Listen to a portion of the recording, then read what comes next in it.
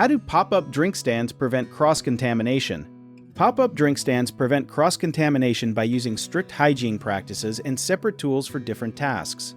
Pop-up drink stands keep everything clean and separate to stop germs from spreading. For example, they often use different cups and straws for each drink and have hand sanitizers nearby for the staff. The workers wash their hands regularly and sometimes wear gloves when handling drinks. They also clean surfaces and equipment often throughout the day.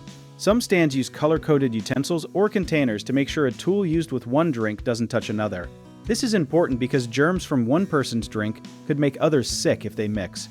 A lesser-known fact is that some stands even use disposable or single-use items like napkins and stirrers, which helps reduce the chance of germs spreading through shared objects.